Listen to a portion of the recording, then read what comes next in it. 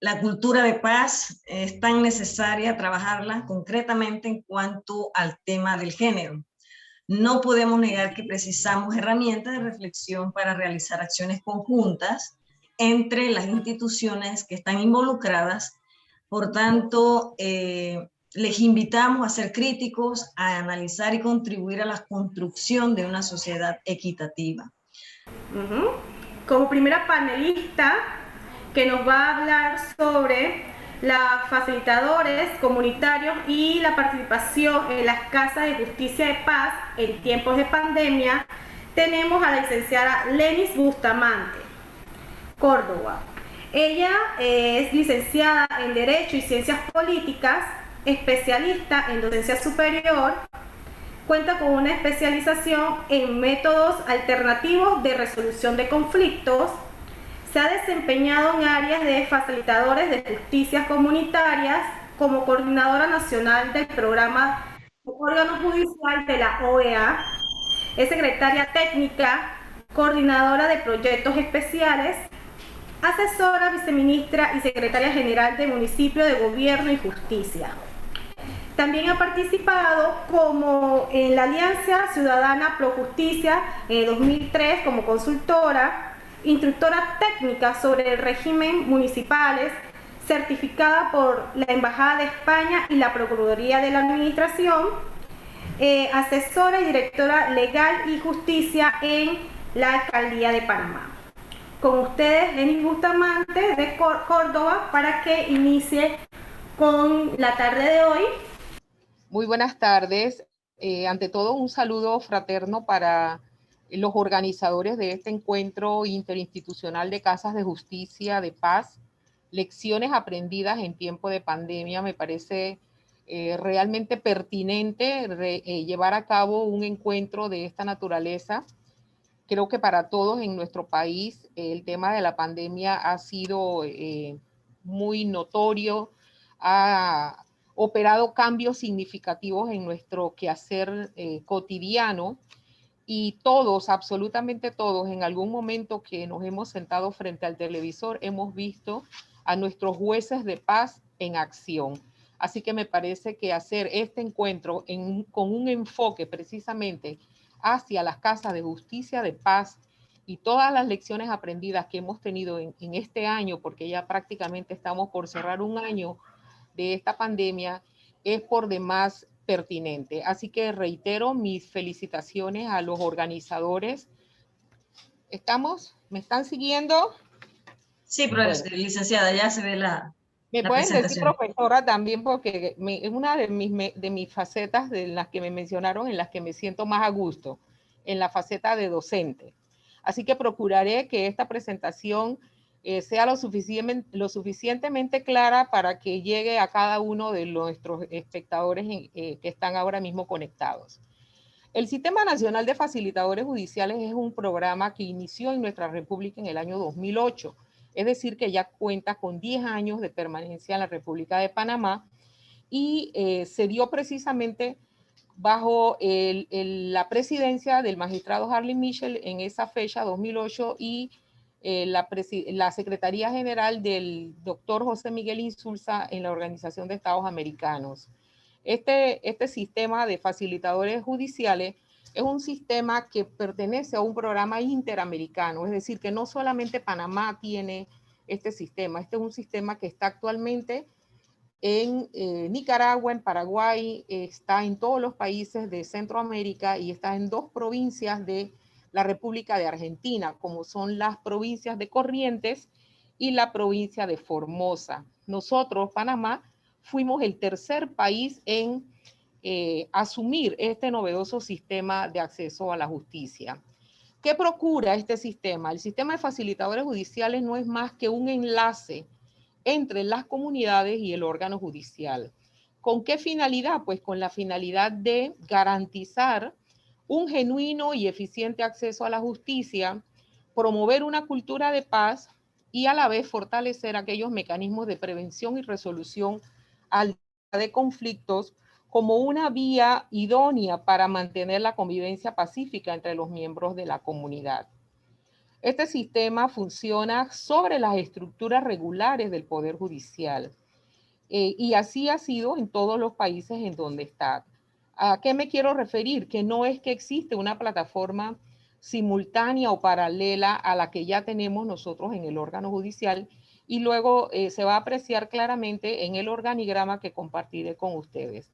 Pero a nivel de orden directivo o coordinador de este sistema, estamos nosotros en esta oficina, soy la directora ejecutiva de la misma desde sus inicios, y cuento con un equipo que me colabora en todas las provincias para poder lograr llegar a las comunidades identificando a estas personas que luego se han convertido en facilitadores judiciales comunitarios. Nos apoyamos muchísimo con la Dirección Nacional de Métodos Alternos de Resolución de Conflictos del órgano judicial, pues son los encargados de brindarle las capacitaciones a nuestros facilitadores judiciales sobre las herramientas, los instrumentos, las técnicas de mediación comunitaria que les permitan ayudar y servir de amigable componedor en los conflictos cotidianos que se pueden presentar en el seno de una comunidad. Este sistema está coordinado a nivel del Pleno de la Corte Suprema de Justicia. Contamos con un magistrado coordinador que forma parte del Pleno desde hace 6 años. El magistrado coordinador es el magistrado Hernán de León Batista, y es la persona a quien nosotros pues le pedimos todas las orientaciones y supervisa directamente todos los planes operativos que hemos desarrollado durante el periodo de vigencia del programa en Panamá, que ya les dije, pues este año, si Dios lo permite, completamos 11 años de funcionamiento. Les decía que nosotros nos respaldamos en la estructura regular del órgano judicial. Tenemos una coordinación a nivel de pleno, que ya les comenté, desde el magistrado Hernán de León Batista, pero nuestra operatividad en campo descansa en el mapa judicial tal como está diseñado en distritos judiciales. Así tenemos un magistrado coordinador en cada distrito judicial, que en este caso es un magistrado de Tribunal Superior. En el tercer distrito judicial, la magistrada Carmen Luz de Gracia es nuestra coordinadora, la magistrada Blanca Solano en Herrera y Los Santos, que es el cuarto distrito. Segundo distrito judicial, Veraguas y Coclé, la magistrada Delia Carrizo. Para el primer distrito judicial, por la diversidad y una provincia más, un distrito judicial más grande, compuesto de más provincias, entonces comparte la coordinación la magistrada Isa Escobar de Herrera, que son magistradas del Tribunal Superior de Familia, y la magistrada Nelly Cedeño de Paredes, que de seguro todos ustedes conocen, por su vinculación también con los temas que aquí se están ventilando a lo largo de este importante foro.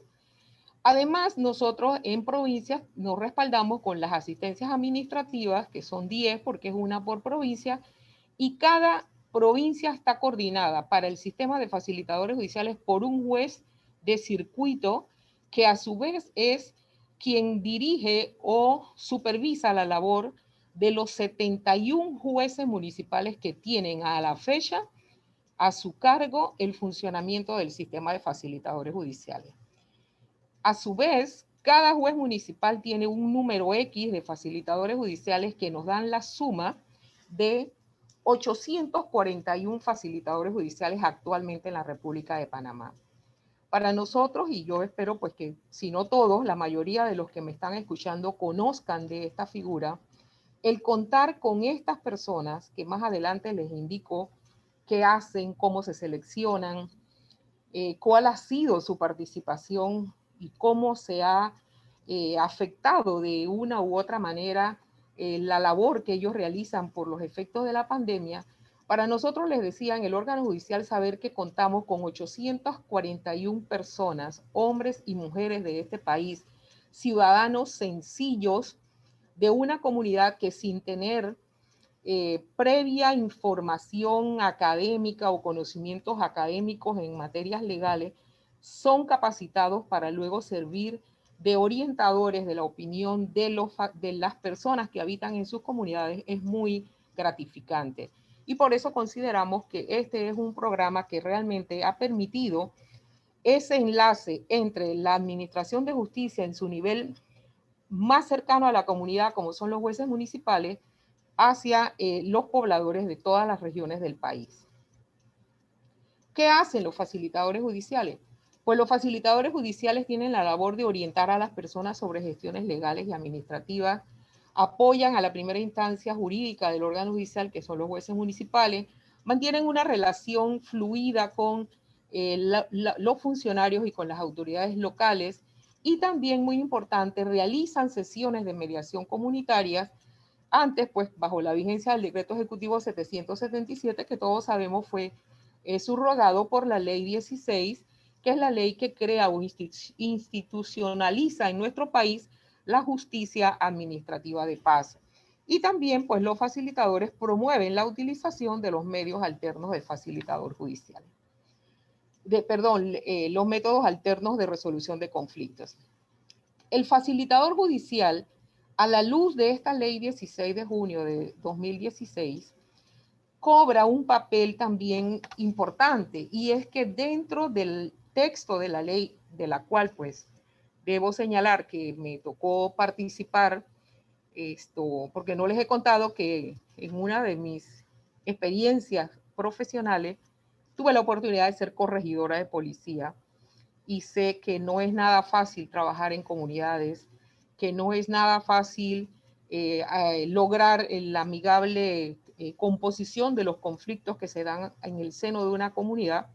Así que, en base a alguna experiencia que ya poseíamos en esta materia, fui llamada a participar de esta mesa que, conjuntamente con la Alianza Ciudadana Pro Justicia, la Procuraduría de la Administración, el Ministerio de Gobierno, el órgano judicial, nos dispusimos a la tarea de trabajar la ley 16 de junio de 2016, y ya existían los facilitadores judiciales. Así que nosotros logramos, porque me parece que es un logro significativo, que dentro de la ley, en el artículo 6, se establezca que dentro de las casas de justicia comunitaria funcionarán, y listan las personas o los componentes de una casa de justicia comunitaria, y se mencionan a los facilitadores judiciales. Y realmente, cuando esa ley fue redactada en el 2016, quizás no veíamos la eficacia o la pertinencia de esa inclusión de la figura del facilitador judicial, como la hemos podido ver en los últimos años, luego de que en el 2018 finalmente se empezara a implementar la ley, porque sabemos que la ley no entró enseguida a regir, la ley 16, sino hasta mediados o finales, creo, de 2018.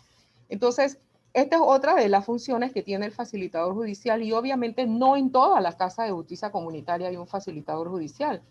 De hecho, si algunos jueces de paz me están escuchando, como de seguro es así, dirán, bueno, en mi casa de justicia comunitaria no hay un facilitador judicial.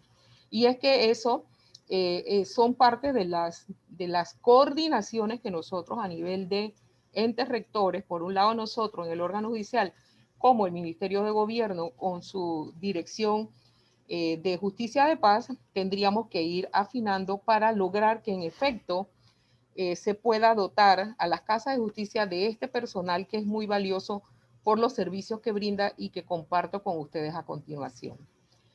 Para ser facilitador judicial, pues el acuerdo 723, que es el acuerdo propio de esta figura, establece una serie de requisitos que nosotros procuramos que se compadecieran o concordaran con los requisitos que se establecía en ese momento por el decreto 777 para ser mediador comunitario. Así que ven, y no puede parecer extraño que se requiera tener 21 años de edad y no 18, como es la mayoría de edad regular en nuestro país, y otra serie de requisitos, sobre todo que sea un líder reconocido en la comunidad, más no un líder político, porque nuestro facilitador judicial no puede ser una persona que realice o que sea, que desarrolle proselitismo político. Debe ser una persona totalmente potable, para usar un término como un poco aceptado en estos casos, que no tenga ninguna afiliación política, porque lo que se pretende es que sirva a toda la comunidad por igual. no, debe ser residente en el corregimiento donde va a ejercer su labor y, como les decía, no debe ejercer cargo político. Y muy importante, el facilitador judicial no es designado por ninguna autoridad. El facilitador judicial sale del seno de la comunidad que lo elige a través de un mecanismo que es un ejercicio extraordinario de participación ciudadana, en donde las personas se reúnen en una comunidad y de ahí se postulan a las personas que pudieran ser seleccionadas por ellos mismos como el facilitador judicial. Obviamente que todo ello ha requerido que se le dé mucha información previa a las personas para que conozcan la figura. Nosotros empezamos con la selección en el año 2009 porque el acuerdo se aprobó en el 2008 y la verdad que fueron unos ejercicios maravillosos. Nos permitió además visitar prácticamente todo el país. Nosotros tenemos facilitadores judiciales desde Darién hasta Bocas del Toro, tenemos facilitadores judiciales en la comarca Nove. Nos hace falta ir al área insular del archipiélago de las Perlas y también a un distrito que está en la serranía del Majé, como es el distrito de Chimán, en donde todavía no tenemos facilitadores judiciales, pero aspiramos a que próximamente, dentro de las posibilidades que puedan irse dando, retomemos la selección de estos facilitadores. Tenemos 841 facilitadores judiciales, están en las 10 provincias, les decía, y en los distritos de Munay Ñurún, en la comarca Nove. Nos hace falta también facilitadores en el resto de las comarcas. Y un dato interesante que escuchaba, pues el tema de la participación y el tema de género, que en Panamá es uno de los países, creo que el único país de todos los 8 o 9 países que poseen el sistema, en donde el 55% de las facilitadores judiciales son mujeres. Fue interesante al inicio cuando empezamos en el proceso de selección, por todo lo que implica ser un líder de la comunidad y además realizar una labor docente, una labor de acompañamiento, una labor de esta naturaleza, y sin embargo seguimos manteniendo desde el inicio un porcentaje mayor de mujeres en las posiciones de facilitadores judiciales. En esta gráfica, pues que le escuché a Daisy, a la licenciada Vega, que luego compartirán las presentaciones con todos los participantes, se puede apreciar claramente la distribución porcentual de facilitadores judiciales en todo el territorio nacional. Los facilitadores judiciales principalmente realizan diligencias que le encomiendan los jueces, dan charlas, asesorías, orientaciones. Y de enero 2015 al 2020, los facilitadores han realizado más de 123.749 servicios y han beneficiado a más de 500.000 de personas, de las cuales el 46% son hombres y el 54% son mujeres. ¿Qué pasó en nuestro país, en el mundo, en el mes de marzo del 2020? Pues la pandemia. El primer caso se registra en nuestro país el 8 de marzo del 2020 y se inicia la adopción, se ordena la implementación de una serie de medidas que todos conocemos y que solamente las planteo aquí como parte de un referente histórico para lo que a continuación me voy a referir, y es precisamente cuáles fueron las medidas que tuvimos que adoptar nosotros también como institución, igual que el resto de las instituciones del país. En el caso del órgano judicial, se aprueba el acuerdo 241 del 15 de junio, por el cual ya se aprueba el protocolo de actuación para los manejos de los casos, tanto de servidores positivos, sospechosos o contagios directos, y toda la situación de las medidas, los procedimientos a seguir, los procedimientos de desinfección, de sanitización de los despachos y demás. Esto obviamente que nos toca directamente, si ustedes hacen memoria de lo que les acabo de decir, que estamos en 10 provincias de la República, que tenemos más de 800 personas que realizan el servicio de facilitadores judiciales, y con todas las medidas sanitarias adoptadas a nivel nacional y a nivel mundial, pues obviamente que tuvo que hacerse una redefinición de la labor del facilitador judicial en tiempos de pandemia. Y allí aprovechamos, y que quiero hacer un paréntesis aquí para decirles que esta redefinición del papel del facilitador judicial no solo se dio acá en nuestro país, sino que a través de reuniones tipo Zoom, como las que estamos sosteniendo en este momento, los países de la región, tanto de Centroamérica como de Argentina y Paraguay, nos reunimos por lo menos 4 o 5 veces vía Zoom para lograr homologar el tipo de actuaciones que podían seguir haciendo nuestros facilitadores judiciales en sus respectivos países sin que se produjera una afectación personal en su salud y en la salud de sus familiares, porque obviamente que es el derecho el bien más preciado y el cual nosotros como administradores del sistema debíamos preservar. Así que se fueron readecuando y buscando cómo se podía redefinir esta figura del facilitador judicial. Se logró fomentar el posicionamiento de las personas facilitadores judiciales como actores centrales de las campañas informativas con relación al COVID-19 en sus comunidades. Se crearon alianzas estratégicas con instituciones gubernamentales relevantes externas al ámbito judicial.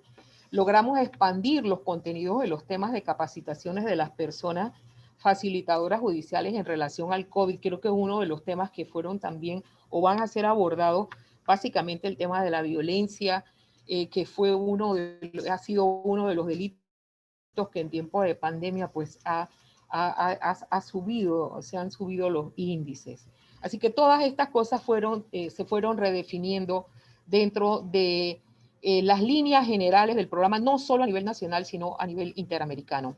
Por supuesto que fueron incorporadas nuevas tecnologías como herramientas virtuales para la realización de las funciones de las personas facilitadoras. Y se ha podido, gracias a Dios y a los apoyos institucionales, brindar el equipamiento necesario a los facilitadores para que puedan realizar su labor bajo estrictas medidas de bioseguridad para ellos y para sus familiares. Y por otro lado, dar seguimiento continuo y personalizado a los facilitadores y sus familiares. Hemos tenido, tristemente, alguna baja de algún facilitador que ha fallecido o algún miembro de su familia, y en estos casos, pues tanto los jueces municipales, los magistrados coordinadores, hace poco en las últimas inundaciones que ocurrieron en la costa arriba de Colón, específicamente en las comunidades de Nombre de Dios y de Palenque, en el distrito de Santa Isabel, algunos de nuestros facilitadores perdieron sus enseres familiares y se trabajó conjuntamente las asistencias administrativas, el equipo de la oficina, algunos magistrados, los propios jueces, para brindar a estos facilitadores una ayuda humana.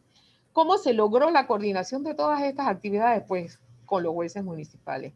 No se asusten con la foto de que ninguno carga mascarilla. Esta foto es anterior, pero quería visibilizar que todas estas organizaciones las han podido llevar a cabo gracias a el papel relevante, yo diría, de piedra angular que representa el juez municipal. Cada juez municipal, y sé que algunos jueces de paz, si me escuchan, saben que en muchos distritos, sobre todo para el interior del país, el respaldo y el apoyo de los jueces municipales a la justicia de paz ha sido y será siempre de gran valor.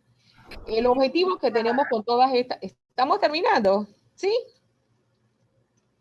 No le escucho. Un minuto más para su intervención, por favor. No.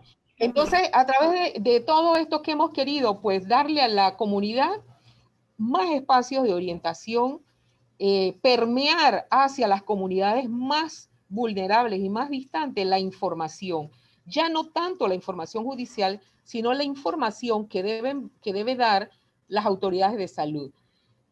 Para muchos, a veces resulta como tácito de que todas las personas tienen acceso a este tipo de medios que estamos utilizando nosotros o a la internet en sus teléfonos o en sus casas. Pues eso no es así. El que conoce este país sabe que hay muchísimas regiones que no necesariamente tienen que ser muy distantes, donde las personas no tienen más medio de información que el que llegue alguien y les comunique de una u otra situación. Así que creo que con este tipo de medidas y de apoyos con nuestros facilitadores se ha logrado permear esta información. Y lo hemos hecho no solo a nivel del personal judicial, sino también con otras instituciones. Aquí puedo compartir con ustedes pues, la creación de los WhatsApp, los jueces, el propio magistrado de León ha visitado a los jueces llevando mascarillas, facilitadoras judiciales explicando el uso de las mascarillas, todas las medidas que adoptamos nosotros a nivel de oficina también, las visitas que se siguen haciendo, facilitadores judiciales participando con la policía en cercos sanitarios, jueces municipales en las montañas de Capira, entregando insumos de protección, de limpieza, en Renacimiento, en la provincia de Chiriquí, en distritos muy, muy distantes, facilitadores judiciales que orientan sobre la prevención de este mortal virus que en efecto pues, nos ha afectado muchísimo, no solamente en nuestro país, sino en el mundo entero. Así que con esto pues yo termino la participación nuestra, les agradezco muchísimo y quedo sujeta a las preguntas que tengan a bien formular los distinguidos participantes a este foro. Gracias, Lucy, gracias por el tiempo extra. Como segundo tema, para continuar, tenemos la participación para hablar sobre la cultura de paz y su promoción con perspectiva de género en tiempos de pandemia. Tenemos a la magistrada Maybeth Fara Mora, no, es de Costa Rica. Ella cuenta con una licenciatura en Trabajo Social y especialista en Trabajo Social y Salud. Cuenta con una maestría en Docencia Superior.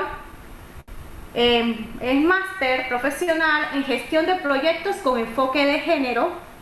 Se desempeña en las áreas como asistente técnica para la promoción de la igualdad de género desde el sector privado en la línea con los principios de empoderamiento de las mujeres, pues en modalidad Retiner de ONU Mujeres. Docente e investigadora en métodos y técnicas de investigación, investigación social 1, derechos humanos y trabajo social. También se desempeña como facilitadora del programa de igualdad de género como el acelerador económico, cómo reducir las brechas de género en las empresas, en el Pacto Global de Sumarse. La magíster también ha participado en organizaciones como consultora para la elaboración del plan de acción para la integración de la perspectiva de género en los proyectos de la Fundación ANCOM. Es investigadora y asistente técnica para la elaboración de estudios de UNICEF, situación de los derechos de niñas, niños y adolescentes. También como en su expertise de trabajadora social, ha aportado en la Caja de Seguro Social de Costa Rica en la intervención socioeducativa y terapéutica con población de condiciones de vulnerabilidad como con personas menores de edad y víctimas de violencia. Sin más, le dejamos con la magistrada con el aporte desde Costa Rica. Hola, bueno, muy buenas tardes. Espero que estén muy bien. Un gusto estar con todos ustedes en esta tarde conversando acerca de lo que es la cultura de paz y su promoción con perspectiva de género en tiempos de pandemia. Mi nombre es Nayibe Farah, por acá está mi contacto y muchas gracias a la universidad, a todas las personas que han estado organizando este excelente evento y a todas las personas que se conectan para poder conversar acerca de este tema que es realmente importante y aún más en tiempos de pandemia. Ok. En el actual contexto de crisis por la pandemia del COVID-19 es urgente y de eso todos y todas estamos claros, ¿verdad? De que es necesario desarrollar acciones para promover una cultura de paz desde una perspectiva de género. Pero para poder hacer esto es necesario estas herramientas para la reflexión, para la acción conjunta, entendiendo que el género no es solo un tema de mujeres, sino que se requiere de hombres y mujeres, de todos los diferentes actores sociales, con la finalidad de ¿qué? De no dejar nadie atrás, porque si bien se había ido avanzando en el cumplimiento de los ODS para la Agenda 2030, llega esta pandemia, como señaló la expositora anterior, en el año pasado y hace, bueno, que se detenga y que además muchos de los avances que habíamos ido consiguiendo ahorita, ¿verdad? O sea, estén en retroceso y que requiera, ¿verdad? El ODS 17, esas alianzas estratégicas para poder cumplir con esta Agenda 2030 y no dejar a nadie atrás, a nadie, me refiero a mujeres, a personas con discapacidad, a población migrante, a todas esas personas que puedan estar en una condición de vulnerabilidad y que requiera de una acción para atender, para validar sus derechos. Entonces, aquí vemos, ¿verdad?, que la crisis sanitaria ha tenido un impacto diferenciado sobre las mujeres. ¿Por qué? Porque como bien hemos visto y hoy en la mañana ustedes estuvieron compartiendo un poco acerca del tema de estadísticas. Ok, esto ha tenido un impacto diferenciado sobre las mujeres. Hay una mayor exposición a la violencia de género. Hay una mayor carga de labores en las mujeres en lo que requiere a las labores de cuidado y atención del hogar, ¿verdad? Anteriormente estaban los centros de atención infantil, la abuela, la tía, las demás personas que nos podrían dar un apoyo en el cuidado de los niños y niñas, pero hoy en día, pues, por la situación, estamos todos en casa, trabajando, cuidando niños y haciendo absolutamente todas las labores, lo que implica, ¿verdad?, una mayor carga mayoritariamente en las mujeres. Hay una sobrerepresentatividad en los sectores de mujeres, en los sectores que han sido mayormente afectados, principalmente en todos estos puestos de atención al cliente, donde mayoritariamente eran ocupados por mujeres, y pues hay una gran suspensión de contratos que implica una mayor tasa de desempleo, un mayor porcentaje de mujeres en el sector informal, y además una mayor presencia de mujeres en la primera línea de riesgo, ¿verdad? Que son todas las enfermeras, profesionales en medicina, pero también las cajeras, y todas estas personas, ¿verdad? Que son la primera línea de riesgo de poder enfrentar una situación ante el COVID. Entonces, ante este panorama, ¿verdad? Tenemos la línea marcada. Es urgente construir una cultura de paz colocándonos los lentes de género. Pero, ¿qué implica construir una cultura de paz? La paz, ¿verdad?, debe ser entendida como un proceso continuo de búsqueda de justicia social. Y en este proceso continuo de búsqueda de justicia social, yo rescato el rol de las casas de justicia, como bien señalaba la expositora que me antecedía, y bueno, pues las casas de justicia en Centroamérica, en Costa Rica, en Panamá, definitivamente brindan esa opción de construir sus soluciones justas de manera permanente, ¿verdad? Autogestionada, que la sociedad aprenda que existen formas pacíficas de resolver los conflictos,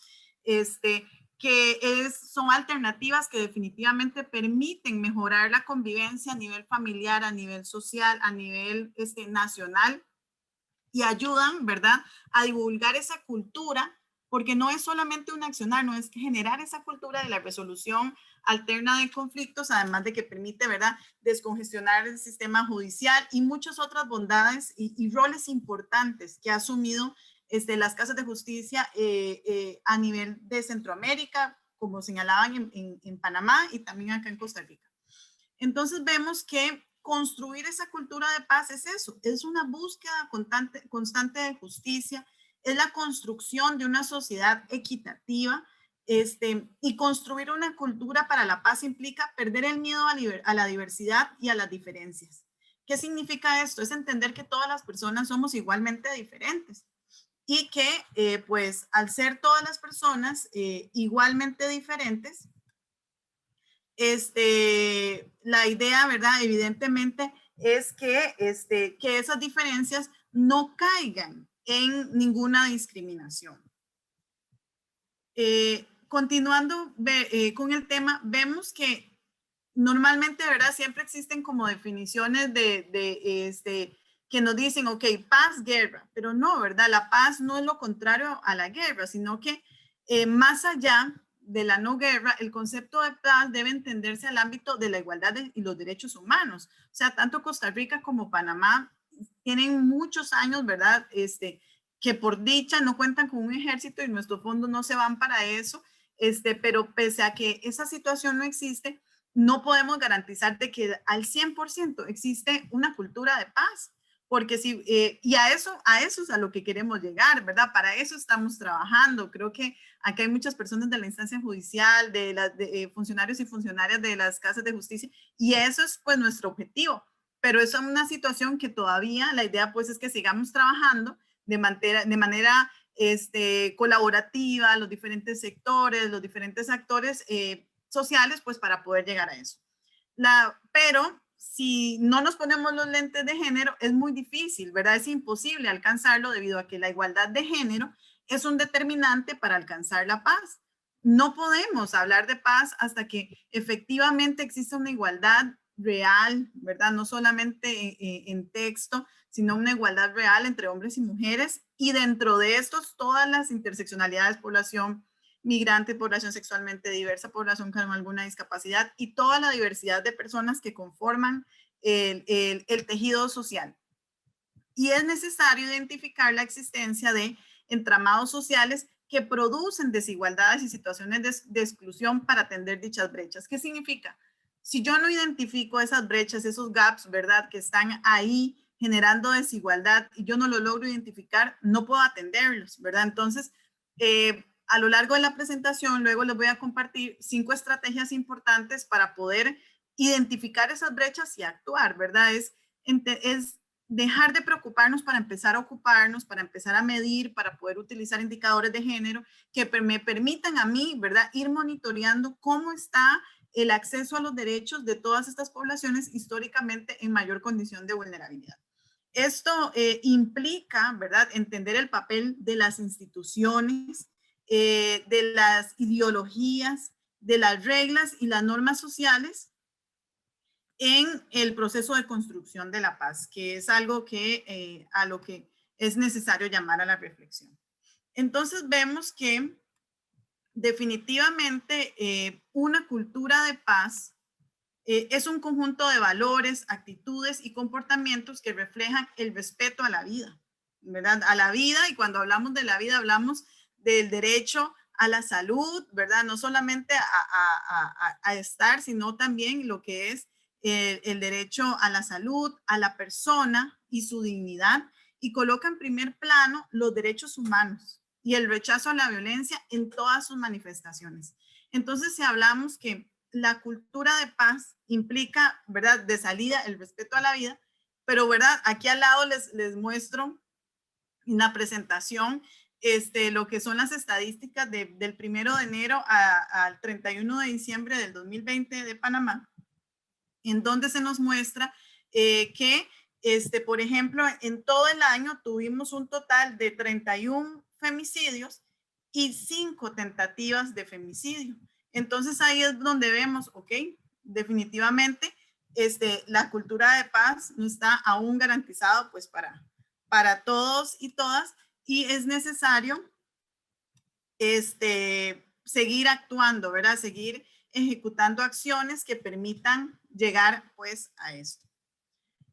Continuando con más estadísticas, ¿verdad? Vemos que también lo que es las situaciones de violencia en Panamá del 1 al 31 de enero de 2021 nos muestran que en solo el mes de enero hubo un total de 1.572 denuncias por violencia, de las cuales 1.301 fueron relacionados al tema de violencia doméstica.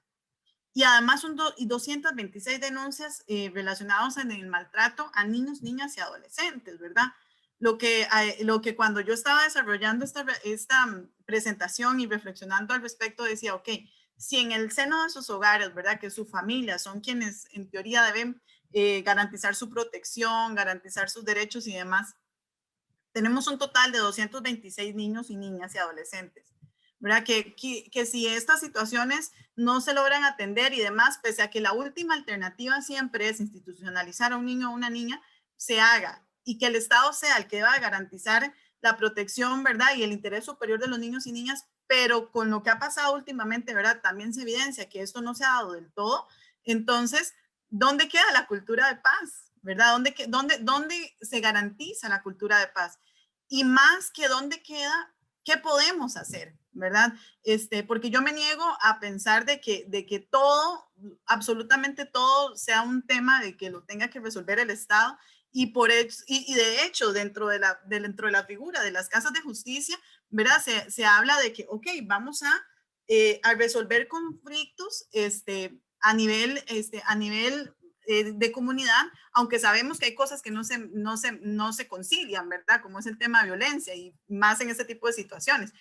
Pero vemos que definitivamente es necesario, y el llamado urgente es pues a que pensemos en el ODS 17, ¿verdad? Y es el ODS que nos habla de alianzas estratégicas para lograr objetivos, porque al ver este tipo de situaciones, evidentemente vemos, ok, hay un rol del Estado que es necesario cumplir y eso no se puede quitar, pero también en las propuestas que les traigo al final de la presentación, también hablamos de que, ok, también hay otras acciones que a nivel personal, ¿verdad? Como proyecto individual, como proyecto societario, como proyecto gremial y como proyecto país, podemos contribuir para mejorar este panorama, ¿verdad? En el que, por ejemplo, del 1 de enero al 31 de diciembre de 2020, hubo un total de 17.824 denuncias por situaciones de violencia. Y ojo, esta es la gente que denuncia. Pero cuando uno atiende, ¿verdad? Este tipo de situaciones, sabe lo que cuesta que una persona vaya a poner una denuncia. ¿Por qué? Porque está inmersa en el ciclo de la violencia, porque quizás lleva, ¿verdad? Muchas ocasiones en las que se dan incidentes de agresión aguda, pero luego viene la tercera fase del ciclo de la violencia, en donde hay una reconciliación y la persona vuelve con quien le agrede y no rompe el silencio. Entonces, aquí tenemos la data de las personas que han ido a poner un proceso, pero ¿cuántas más hay detrás de este número? Es algo, ¿verdad? Que esa data no la podemos conocer. Entonces, aunado al tema de la violencia, ¿verdad? A la sobrerepresentatividad de las mujeres en los sectores más afectados por la pandemia del COVID-19, también viene otro tema que es el tema de distribución equitativa de las labores del hogar, ¿verdad? Y del cuidado, en donde vemos que las mujeres dedican un mayor tiempo al trabajo en el hogar que en los hombres. Y vemos data de los diferentes países: Argentina 3 veces más, Brasil 4 veces, Costa Rica 3 veces, Panamá 2 veces más. Pero la que es una constante es que en ninguno de los países los hombres dedican el mismo tiempo que las mujeres en las labores de atención del hogar. Y con el confinamiento esto solamente ha agravado. ¿Por qué? Porque los niños y las niñas están en casa todo el día, asumimos nuevos roles, ¿verdad? Además de cumplir con nuestro trabajo y demás. ¿Cuántos acá fuimos maestras? Yo fui maestra preescolar con mi hijo, ¿verdad? Durante este año escolar. Se redujo la ayuda en casa de terceros, nuestra salud emocional y la de nuestra familia se ha visto afectada. Hay estudios que señalan que después de 6 meses de una situación de estrés permanente, las personas entran en un síndrome de estrés crónica. Ya llevamos casi un año en esta situación. ¿Cómo está la salud mental de todos nosotros? El tema del teletrabajo, ¿verdad? En el que incluso pensarlo eso dentro de sus mismas instituciones, si están desarrollando teletrabajo, entender que quizás es necesario medir no solamente en temas de cuánto está produciendo la persona, ¿verdad? Sino también no es lo mismo ir a trabajar 8 horas en una oficina, a aislarse y cumplir con los mismos objetivos que estando en la casa, atendiendo las diferentes tareas del hogar, además de las responsabilidades adicionales en el trabajo. Entonces, bueno, a nivel general, a nivel latinoamericano, se habla de 3.5 veces más horas, más tiempo en labores de cuidado, y todo esto fundamentado en diferentes ideas, ¿verdad? Que son sesgos que todas las personas tenemos, aunque estemos trabajando desde hace varios tiempo en temas de género, porque son sesgos inconscientes, que son tan inconscientes que a veces ni nos damos cuenta que los tenemos, ¿verdad? Entonces se nos hace creer pues que las mujeres somos buenas en multitasking, cuando hay estudios de psiquiatría y estudios neurológicos que señalan que no es así, ¿verdad? Sino que nos acostumbramos a hacerlo porque no hay de otra, pero que realmente eso reduce la productividad de las personas. O por ejemplo en los chats escolares, mamitas, a tal tarea, ¿verdad? Y siempre pues recurrir a la figura materna cuando también es algo en lo que se puede en el homeschooling, en el trabajo en las escuelas también es importante incluir el rol del padre, ¿verdad? Y es algo que disfrutan muchos hombres lo hacen, hay algunos, ¿verdad? Que yo les invito a que se involucren para que vean lo agradable que es esto. O, por ejemplo, dentro del hogar, yo no hago el súper, pero además soy la que tengo que enviar la lista, porque si no soy yo, no se hacen las cosas, ¿verdad? Y también ahí entramos en el análisis no solamente del rol de los hombres, sino también de nosotras como mujeres a la hora de superar ciertas limitaciones, sesgos que podemos tener en cuanto al perfeccionar, que tenemos que hacerlo todo perfecto, que esto soy yo, y que viene, ¿verdad?, de cómo nos criaron a nosotros, ¿verdad? En Costa Rica se utilizaba un libro para aprender a leer que se llamaba Paco y Lola, en el que nos aprendimos a leer leyendo mamá amasa la masa, papá lee el periódico, ¿verdad? Entonces, ¿cómo cambiar ese chip que históricamente pues hemos tenido y con el que crecimos? O si no, incluso, ¿verdad? Como les decía, delegar todas las tareas de educación y cuidado de los niños en una figura. Entonces, ante esto, ¿verdad? Que son roles socializados, que, ¿verdad? Que no están escritos en piedra y que podemos cambiar, y que por eso les hacía la reflexión de que para lograr acciones de impacto desde la perspectiva de género implica, ¿verdad? Identificar el rol del Estado, pero también implica, ¿verdad? Hacer esa mirada introspectiva de cómo estamos nosotros y nosotras, y qué sociedad estamos contribuyendo. Y ante eso yo lo puse en amarillo porque para mí es así como la luz, el sol, ¿verdad? Todo lo que puede representar esto es la coparentalidad y la distribución equitativa en las tareas del hogar, ¿verdad? Y que esto no solamente impacta en bienestar, ¿verdad? Para la mujer, sino que impacta en bienestar para la familia, y que también a lo interno de sus organizaciones, pues es necesario también promover este tipo de ejercicios, porque también impacta en el bienestar de las organizaciones y de las empresas. Entonces, ya viendo un poco, ¿verdad? Y voy un poco rápido porque solo tengo 25 minutos, pido disculpas por eso. Ya viendo un poco eso, entendemos, ok, pues de esa manera, ¿qué es la perspectiva de género, verdad? Y entonces, pues ante esa duda de qué es la perspectiva de género, vemos que esta es una estrategia, y a mí me gusta utilizar la palabra que más que una estrategia es un proceso, ¿verdad? Mediante el cual se logra la igualdad. Es algo que va poco a poco, pero la idea es seguirlo trabajando siempre. Conlleva la creación de políticas, ¿verdad? Políticas públicas que tengan como norte la igualdad entre hombres y mujeres, entendiendo también las diferencias entre los hombres, las diferencias entre las mujeres y el apoyo, ¿verdad? Y contemplar la gran diversidad y las interseccionalidades que pueden existir. También implica crear programas, ¿verdad? A lo interno de cada una de las instituciones y estructuras organizacionales que permitan remediar las desigualdades ya existentes, generar mecanismos que permitan preservar la igualdad entre ambos sexos, y esto a partir de enfoques participativos en el que tanto hombres como mujeres se sientan verdaderamente representados.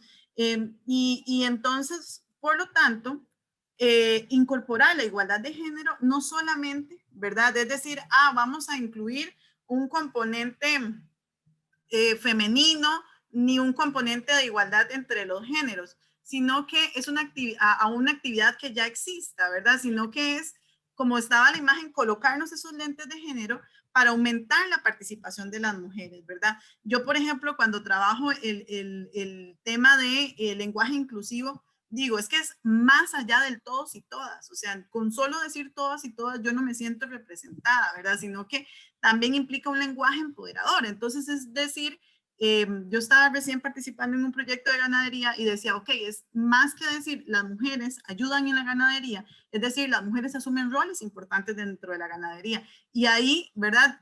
No solamente es mencionarlas, sino cómo las menciono, y si en mencionarlas yo estoy reproduciendo sesgos que tenemos porque fuimos socializados en estas culturas, ¿verdad?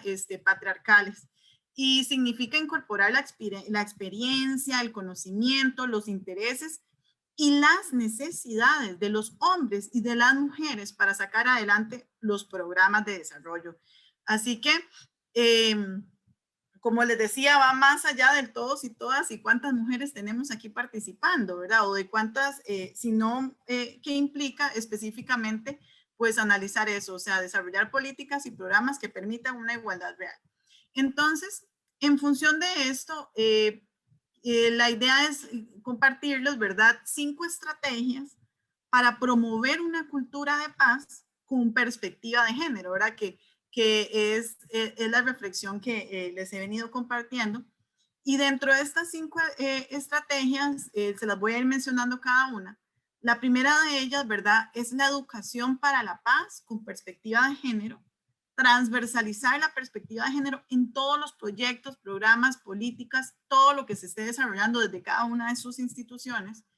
Políticas de género, tanto en las empresas como en las organizaciones, la promoción de la igualdad en nuestra comunidad y las políticas públicas inclusivas.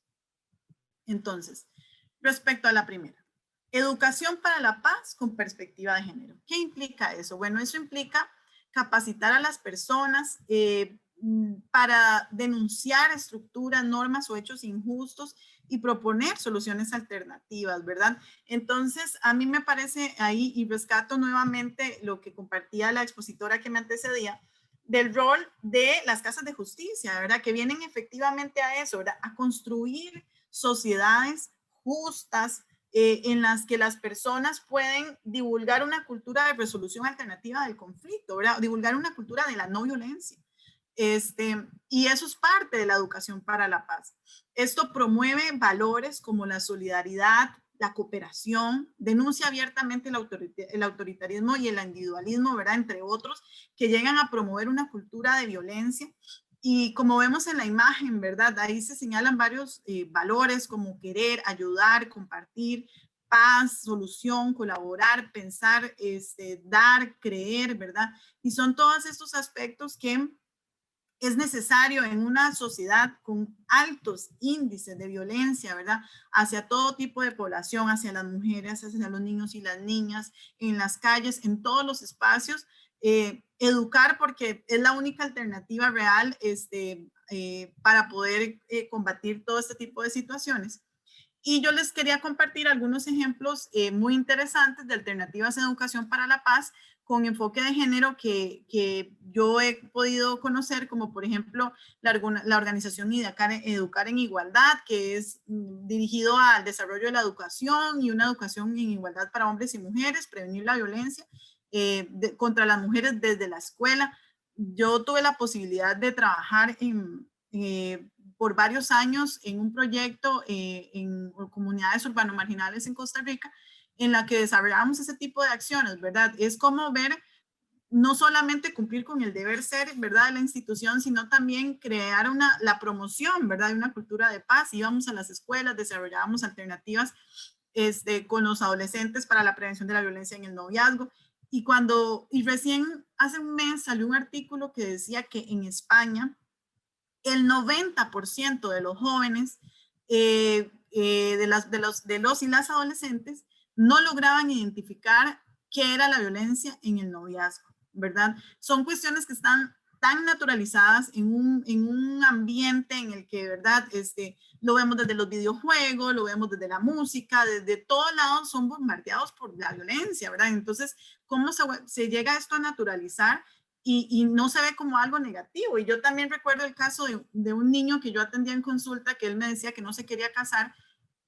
Era el 25 de diciembre y él me decía, no, lo bueno es que yo voy a tener un PlayStation y yo nunca me voy a casar, y entonces yo voy a poder jugar, y mi hermanita, y como ella es mujer, ella sí se va a casar, entonces en un tiempo no lo voy a tener que compartir con ella. Yo le decía, bueno, pero ya tu hermana, ¿qué edad tiene? Se va a casar pronto, porque me pareció raro, yo no recordaba que no había ninguna hija grande. No pronto, pero como es mujer se va a casar. Y yo le preguntaba, ok, ¿y tú por qué? Y contame, ¿por qué solo las mujeres se casan? O cómo es eso que me estás diciendo. Me dice, no, los hombres también se casan, pero yo no me voy a casar porque como yo veo como mi papá le pega a mi mamá y mi mamá llora y nosotros nos asustamos, mejor yo no me caso para no reproducir eso, ¿verdad? Entonces, y recuerdo un profesor de psiquiatra que me decía cuando en un curso de violencia, sí, cuando vimos en una casa que se habla español, el español es normal, cuando hablamos en una casa inglés, chino, el idioma que sea, pero cuando vivimos en un ambiente en el que desde el vientre materno escucho violencia, violencia, violencia, yo crezco pensando que eso es lo normal y me convierto en un agresor, o si no también me busco a alguien que me agreda porque es la dinámica en la que estoy acostumbrado a sobrevivir. Todos vemos cómo todas esas alternativas educativas se vuelven importantes y necesarias de fomentar desde los espacios en los que estemos. Mirar la comunidad y cómo podemos generar alternativas de valor. Aquí hay otros programas, vía Creciendo Juntos y Juntas, para promover la equidad de género y trabajar masculinidad, un ejemplo en Nicaragua. Y otros, un libro de cuentos infantiles no sexistas llamado No nos vengan con cuentos, ¿verdad? Entonces también el rol de quiénes son los ciudadanos y las ciudadanas que estamos formando, quienes tenemos hijos e hijas, ¿verdad? Y cómo transversalizar todo esto también en las futuras generaciones que yo quiero crear. Otro aspecto es también lo que es transversalizar la perspectiva de género, y yo pongo una imagen de ADN porque es que no es solamente decir, sí, hay ocasiones en las que el género se transversaliza tanto que se invisibiliza, ¿verdad?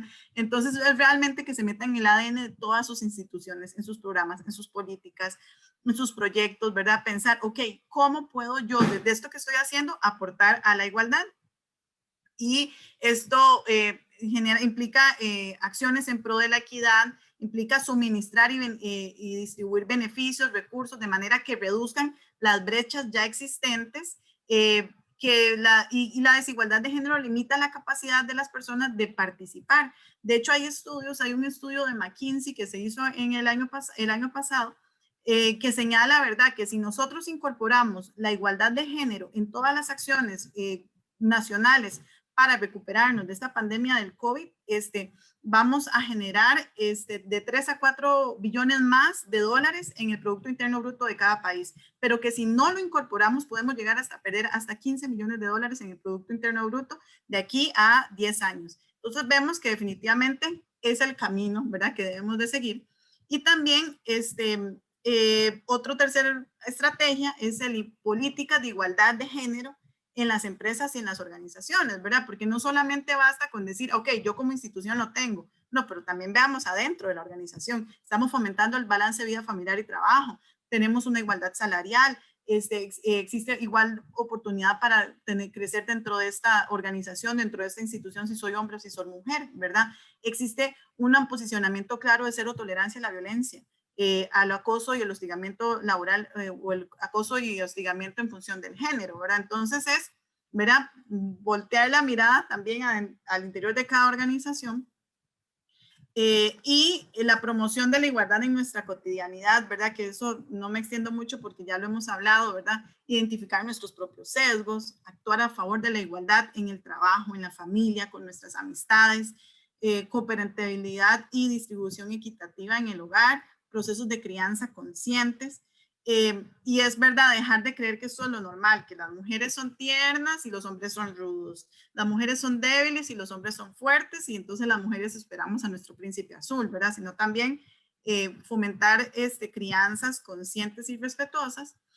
Y por quinto punto, ¿verdad?, políticas públicas inclusivas, ¿verdad? Es cambiar, como sale ese dibujito, de la desigualdad a la igualdad, y para eso, ¿qué se requiere? El compromiso de todos ustedes, ¿verdad?, como funcionarios y funcionarias públicos, de la investigación para la acción, ¿verdad? Lo que no se conoce, lo que no se sistematiza, lo que no se investiga, se queda en el limbo, ¿verdad? Entonces, al sistematizar sus prácticas, al generar procesos de investigación, puedo generar evidencia científica para crear política pública, ¿verdad? Que se acorde a las necesidades de cada país, ¿verdad? Y no de lo que se le ocurrió a alguien, sino que exista evidencia para poder orientar procesos de toma de decisión basados en evidencia, y fomentar espacios de análisis y alianzas estratégicas para poder desarrollar acciones de impacto, porque no somos islas, ¿verdad? Y entre más personas nos unamos, definitivamente generamos mejores resultados.